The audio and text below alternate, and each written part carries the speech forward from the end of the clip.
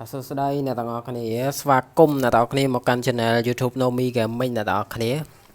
យ៉ាដូចការសន្យាយកមិញចឹងសម្រាប់អ្នកទាំងអស់គ្នាដែលរងតន្ទឹងរង់ចាំវីដេអូណាធ្វើប្រាប់ពី certificate ហ្នឹងហើយតាមពិតទៅវាអត់មានអីច្រើនទេសម្រាប់ថ្ងៃនេះគឺគ្រាន់តែចង់មកប្រាប់ពីកលឹះខ្លះដែលអ្នកនរគ្នាអត់តន់ដឹងណាហើយបើសិនជាអ្នកនរគ្នាចង់បាន certificate ខ្ញុំឲ្យបានអ្នកនរគ្នានេះគ្រាន់តែ copy ទៅដាក់ទៅលេងបានដូចគ្នាហើយអូខេអញ្ចឹងនេះគឺជា certificate ដែលខ្ញុំលេងរាល់ថ្ងៃ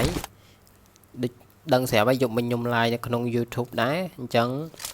អ្នកនរដឹងហើយបាញ់កើតនឹងកើតដែរបាទនេះសម្រាប់គុណ4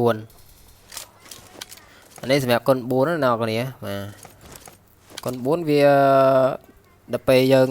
បើកស្គប់ទៅវាមិនសូវខ្លាំងប្រហែលទេដោយសារតែយើងមិនសូវបើកវាខ្លាំងអញ្ចឹងចំណុចទី1ខ្ញុំនឹង test scope ឲ្យអ្នកនរគ្នាមើលគុណ6 Red Dot Holo គុណ3គុណ4ហ្នឹង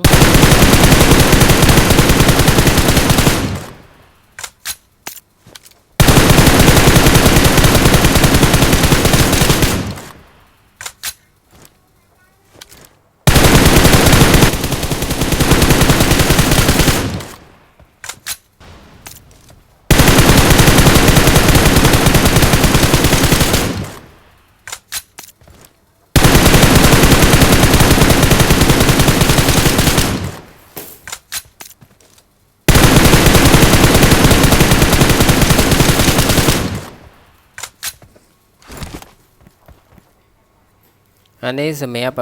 certificate របស់ខ្ញុំអ្នកនរគ្នាហ្នឹងហើយ certificate របស់ខ្ញុំអញ្ចឹងបើសិនជាអ្នកនរគ្នាចង់បានអ្នកនរអាចយកបានអញ្ចឹងអ្នកនរអាច copy ប្រហែលជា scope ហើយ scope ហើយ copy ឬមួយក៏ screenshot ទៅអ្នកនរគ្នាអញ្ចឹងអ្វីដែលពិសេសជាងគេនោះគឺអ្នកនរចង់សេរី setting ខ្លួនឯងអញ្ចឹងសេរី setting ខ្លួនឯងអ្នកនរចូលមក setting ចូល certificate បន្ទាប់មកនៅកន្លែង add នេះ add setting អ្នកនរគ្នាចូលមកកន្លែង add setting អានេះគឺជាអ្វីដែលខ្ញុំ add គឺខ្ញុំបាញ់ AUG ខ្ញុំ add អញ្ចឹងកន្លែងនេះកន្លែងសេរី AUG ដែលខ្ញុំ add ហ្នឹងគឺអាហ្នឹងខ្ញុំសេរីខ្លួនឯងអាហ្នឹងខ្ញុំសេរីខ្លួនឯង AUG អញ្ចឹងបើសិនជាអ្នកទាំងអស់គ្នាចង់ add អី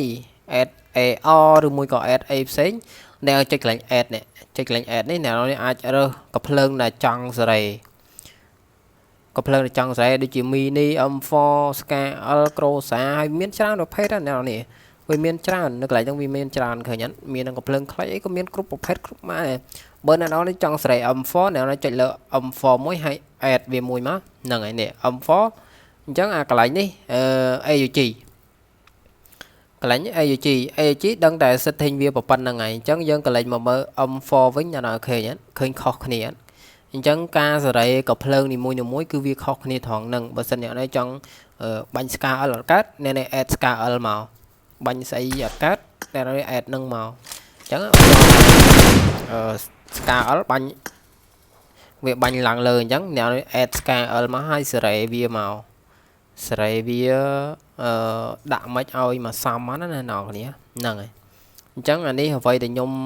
ត្រូវការប្រាប់អ្នកនរនេះគឺមានតែប៉ុណ្្នឹងទេអ្វីដែលខ្ញុំចង់ប្រាប់ណាអ្វីដែលខ្ញុំចង់បញ្យល់អ្នកនរគ្នាអំពី certificate អំពីការសេរី certificate ហ្នឹងហើយវាមានច្រើនដែរអ្នកនរគ្នាមានតែប៉ុណ្្នឹងឯងហើយ certificate បើសិនជាអ្នកនរគ្នាចង់ copy ពីគេខ្លាចថាក្រែងថាលេងអត់កើតឬមួយក៏បាញ់អត់កើតអីអញ្ចឹងទៅបើសិនជាអ្នកនរនេះអាចសេរីខ្លួនឯងបានខ្ញុំ recommend ឲ្យអ្នកនរនេះសេរីខ្លួនឯងសេរីវាម្ដងតិចចំណាយពេលប្រហែលជា1ម៉ោងសម្រាប់ខ្លួនឯងសេរី certificate មកសេរីវាដាក់ប៉ុណ្ណា red dot ដាក់មិនគុណ2ដាក់មិនគុណ4អីមិនដើម្បីឲ្យអ្នកនរគ្នាបាញ់ស្រួលខ្លួនអញ្ចឹងណាហើយកន្លែង0អ្នកនរនេះអាចដាក់400អីក៏បានបាទដាក់400ឲ្យផុតលេខផុតកម្មវាទៅបាញ់ស្រួលអ្នកនរគ្នាអញ្ចឹងអ្នកនរត្រឡប់បាញ់ប្រហែល400អ្នកនរដាក់400យកបាទដាក់400មកអញ្ចឹងដាក់400មកតែត្រឡប់ខ្ញុំអត់បាញ់400ទេខ្ញុំបាញ់ត្រឹមតែ300ជាង350 370 តែប៉ុណ្្នឹងអស់ហើយបាទអត់ច្រើនទេដោយសារតែ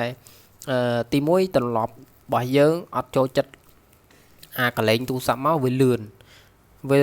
កលែងអានេះវាកលែងលឿនដូចគ្នាក៏ប៉ុន្តែវាមកល្មមសម្រាប់យើងលេងខ្លួនឯងអញ្ចឹងណាថាវាលេងទៅវាអស់មកវាប្រប៉ុណ្ណាវាលេងមិនឲ្យត្រូវដៃយើងទូរស័ព្ទយើងមកអីតាមពិតទៅ sensitivity ហ្នឹងវាលើ device ទូរស័ព្ទដែរទេអ្នកនរបើសិនជា device ទូរស័ព្ទយើងល្អដែរអាចយ៉ាមកឆ្ងាញ់អ្នកនរស៊ីផុយបាទ sensitivity មុំអីទប់អត់ជាប់ទេបាទរឹងឆ្កើតអើយចឹងអានេះខ្ញុំសេរីសម្រាប់12 Pro Max របស់ខ្ញុំអញ្ចឹងបើអ្នកនរមានចាប់ពី iPhone 14ចុះមកបាទឲ្យពាក្យថា iPhone អ្នកអាច copy យកទៅដាក់បានតែ Android ខ្ញុំអត់ហ៊ានសន្យាថាដាក់ទៅត្រូវអត់ណាអញ្ចឹងមានតែប៉ុណ្្នឹងទេអ្នកនេះការ